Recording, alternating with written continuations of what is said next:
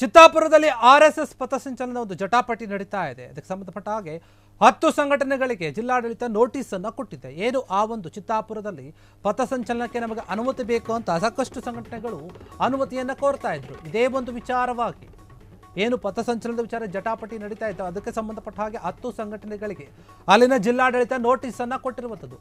August 28ರಂದು ಶಾಂತಿ ಸಭೆ ಬರುವಂತೆ, ಶಾಂತಿ ಸಭೆಗೆ ಬರಬೇಕಂತ ನೋಟಿಸ್ ಅನ್ನು ಜಾರಿ ಮಾಡಿ ಹೈಕೋರ್ಟ್ ಶಾಂತಿ ಸಭೆ ನಡೆಸುವಂತೆ ಸೂಚನೆ ಹಿನ್ನೆಲೆ ನೋಟಿಸ್ ಜಾರಿಯಾಗಿರುವಂಥದ್ದು. ನಗರದ ಜಿಲ್ಲಾಧಿಕಾರಿ ಕಚೇರಿಯಲ್ಲಿ 10 ಸಂಘಟನೆಗಳಿಗೆ ಆಹ್ವಾನ ನೀಡಲಾಗಿದೆ. ಒಂದು ಸಂಘಟನೆಯಿಂದ 3 ಮಂದಿಗೆ ಅವಕಾಶ ಅಂತ ಹೇಳಲಾಗ್ತಾ ಇದೆ ಶಾಂತಿ ಸಭೆಗೆ.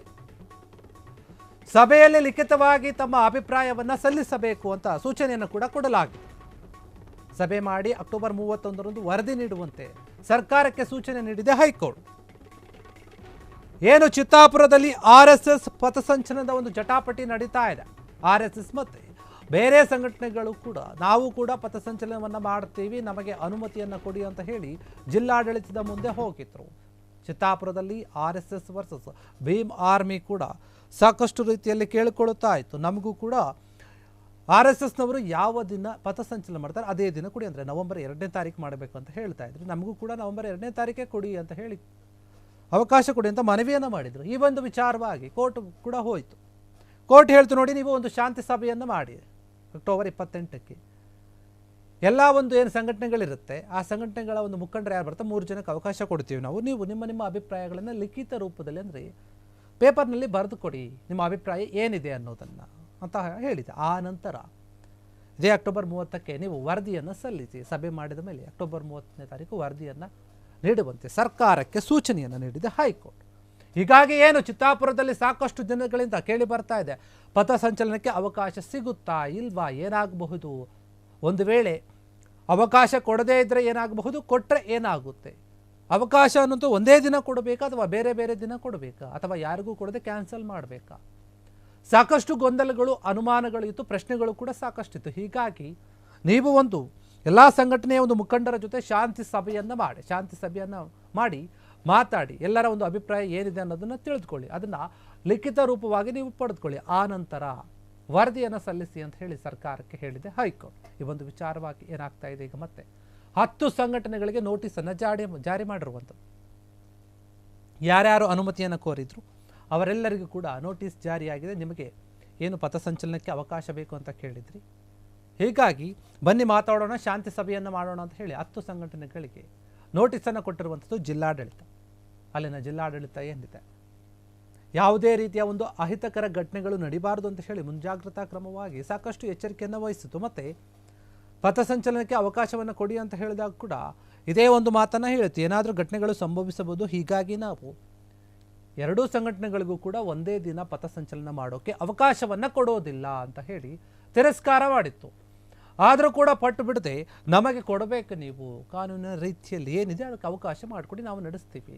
ಒಂದು ಕಡೆ ಬೇರೆ ಸಂಘಟನೆಗಳು ನಮ್ಮ ಒಂದು ಸಂಘಟನೆ ಏನಿದೆ ರಿಜಿಸ್ಟ್ರೇಷನ್ ಆಗಿದೆ ನಮಗೆ ಕೊಡಲೇಬೇಕು ಅಂತ ಒತ್ತಾಯ ಮಾಡಿದರೆ RSSನವರು ನಮಗೂ ಕೂಡ ಕೊಡಬೇಕು, ನಮಗೆ 100 ವರ್ಷ ಆಗಿದೆ ನಮ್ಮ ಸಂಘಟನೆಗೆ ಅಂತ ಹೇಳ್ತಾರೆ. ಆದರೆ RSSಗೆ ಯಾವುದೇ ರೀತಿಯ ಒಂದು ರಿಜಿಸ್ಟ್ರೇಷನ್ ಆಗಿಲ್ಲ.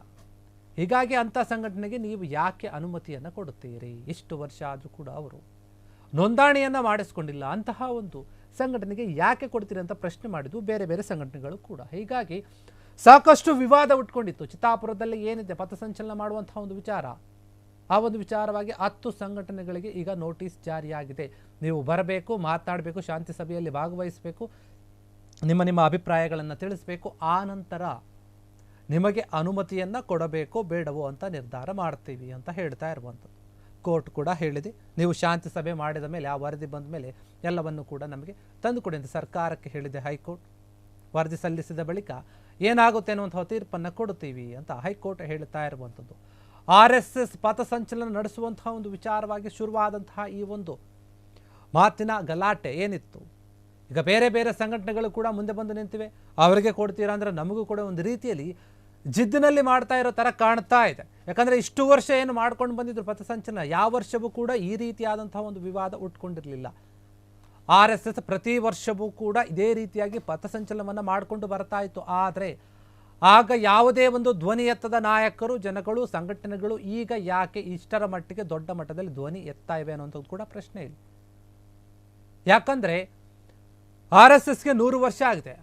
ಅದು ತನ್ನ 100 ವರ್ಷದ ಸಂಭ್ರಮಾಚರಣೆಯನ್ನು ತುಂಬ ದೊಡ್ಡ ಮಟ್ಟದಲ್ಲಿ ಆಚರಣೆ ಮಾಡ್ತಾ ಇದೆ. ಮತ್ತು ಶಕ್ತಿ ಪ್ರದರ್ಶನ, ಬಲ ಪ್ರದರ್ಶನವನ್ನು ಕೂಡ ಮಾಡ್ತಾ ಇದೆ 100 ವರ್ಷ ಅಂತ ಹೇಳ್ಕೊಟ್ಟು. ಎಲ್ಲೋ ಒಂದು ಕಡೆ ಇದು RSSಗೆ ಮತ್ತು RSS ಸಪೋರ್ಟ್ ಮಾಡುವಂತಹ ಕೆಲ ರಾಜಕೀಯ ಪಕ್ಷಕ್ಕೆ, ಇನ್ನೇನು BJP ನೇರವಾಗಿ ಅದರ ಒಂದು ಬಲ ಹೆಚ್ಚಾಗುತ್ತೆ, ನಾವು ಅದನ್ನು ಬಿಡಬಾರ್ದು ಅನ್ನೋ ರೀತಿಯಲ್ಲಿ ಮಾಡ್ತಾ ಇದ್ದವರು, ಅಥವಾ ನಿಜಕ್ಕೂ ಕೂಡ RSS ಒಂದು ಸಂಘಟನೆಗೆ ರಿಜಿಸ್ಟ್ರೇಷನ್ ಆಗಿಲ್ಲ, ಅದೇ ಒಂದು ಏನು ಮಾಡುತ್ತೆ, ಒಂದು ಪ್ರೋಗ್ರಾಮ್ಗಳನ್ನು ಮಾಡುತ್ತೆ, ಸರ್ಕಾರಿ ಜಾಗಗಳನ್ನು ಮಾಡುತ್ತೆ, ಮತ್ತು ಸರ್ಕಾರ ಒಂದು ಕೆಲಸಗಾರರಿಂದ ಅವರು ಕೂಡ ಭಾಗವಹಿಸ್ತಾರೆ. ಇದೆಲ್ಲವೂ ಕೂಡ ತಪ್ಪು, ಇದು ಕಾನೂನಿಗೆ ವಿರುದ್ಧವಾಗಿದೆ ಅಂತ ಹೇಳಿ ಈಗ ಮಾತುಗಳು ಕೇಳಿ ಬರ್ತಾ ಇದೆ. ಅದೇ ವಿಚಾರವಾಗಿ ಏನಾಗ್ತಾ ಇದೆ, ಈಗ ಚಿತ್ತಾಪುರದಲ್ಲಿ ಪಥಸಂಚಲನ ಮಾಡೋಕೆ ಇನ್ನೂ ಕೂಡ ಗೊಂದಲ ಉಂಟಾಗಿರುವಂಥದ್ದು. ಯಾವುದೇ ರೀತಿಯಾದ ಒಂದು ಸ್ಪಷ್ಟವಾದಂತಹ ಒಂದು ಆದೇಶ ಬಂದಿಲ್ಲ.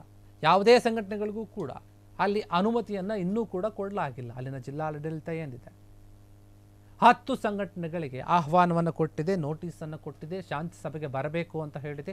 ಪ್ರತಿ ಸಂಘಟನೆಯಿಂದ 3 ಮಂದಿಗೆ ಅವಕಾಶವನ್ನು ಕೊಡ್ತೀವಿ. ಮುಖಂಡರು ಯಾರಿರ್ತೀರ, ನೀವು ಮುಖ್ಯವಾದವರು ಯಾರಿರ್ತೀರ, ನೀವು ಬಂದು ಮಾತಾಡಬೇಕು, ಸಭೆಯಲ್ಲಿ ಮಾತಾಡಿ ನಿಮ್ಮ ನಿರ್ಧಾರಗಳನ್ನು ತಿಳಿಸಿ, ಆ ನಂತರ ನಾವು ಯೋಚನೆಯನ್ನು ಮಾಡ್ತೀವಿ ಅಂತ ಕೋರ್ಟ್ ಕೂಡ ಹೇಳಿದೆ. ಜಿಲ್ಲಾಡಳಿತದ ಒಂದು ನೋಟಿಸ್ ಕೊಟ್ಟಿರುವಂತಹ ಮೇರೆಗೆ ಅವರೆಲ್ಲ ಕೂಡ ಬರಬೇಕು. ಯಾರು ಬರ್ತಾರೋ ಅವ್ರ ಬಗ್ಗೆ ಮಾತನಾಡ್ತಾರೆ, ಹೇಳ್ತಾರೆ. ಆ ನಂತರ ಏನಾಗುತ್ತೆ ಅನ್ನೋದನ್ನು ನೋಡಬೇಕು. ಯಾಕಂದರೆ ಈ ಒಂದು ಪಥಸಂಚಲನ ವಿಚಾರವಾಗಿಯೇ ದಿನದಿಂದ ದಿನಕ್ಕೆ ಸಾಕಷ್ಟು ಚರ್ಚೆ ಆಗ್ತಾ ಇದೆ. ಬೇರೆ ಬೇರೆ ನಾಯಕರು ಹೇಳಿಕೆಗಳನ್ನು ಕೊಡ್ತಾ ಇದ್ದಾರೆ, ಏನಾಗಬಹುದು ಏನಿಲ್ಲ ಅಂತ. ಯಾಕೆ ಕೊಡಬೇಕು ಅಂತ ಕೆಲವರು ಮಾತನಾಡಿದರೆ, ಯಾಕೆ ಕೊಡ್ತೀರಾ ಅಂತ ಕೆಲವರು ಪ್ರಶ್ನೆಗಳನ್ನು ಮಾಡ್ತಾ ಇದ್ದಾರೆ. ಹೀಗಾಗಿ ಈ ಒಂದು ವಿಚಾರ ಸಾಕಷ್ಟು ದೊಡ್ಡ ಮಟ್ಟದಲ್ಲಿ ಹೋಗ್ತಾ ಇದೆ. ಈಗ ಕೋರ್ಟ್ನ ಮೆಟ್ಲು ಕೂಡ ಏರಿರುವಂಥದ್ದು. ಹೀಗಾಗಿ ಈ ಒಂದು ಪಥಸಂಚಲನಕ್ಕೆ ನಿಜಕ್ಕೂ ಕೂಡ ಅವಕಾಶ ಸಿಗುತ್ತಾ ಇಲ್ಲ ಅನ್ನೋದನ್ನ ಕಾದು ನೋಡಬೇಕು. ಕ್ಷಣ ಕ್ಷಣದ ಸುದ್ದಿಗಳಿಗಾಗಿ ಫ್ರೀಡಂ ಟಿವಿ ಸಬ್ಸ್ಕ್ರೈಬ್ ಮಾಡಿ, ಲೈಕ್ ಮಾಡಿ ಹಾಗೂ ಫಾಲೋ ಮಾಡಿ. ಹೊಸ ಸುದ್ದಿಗಳ ನೋಟಿಫಿಕೇಶನ್ಗಾಗಿ ಬೆಲ್ ಐಕಾನ್ ಮೇಲೆ ಕ್ಲಿಕ್ ಮಾಡಿ.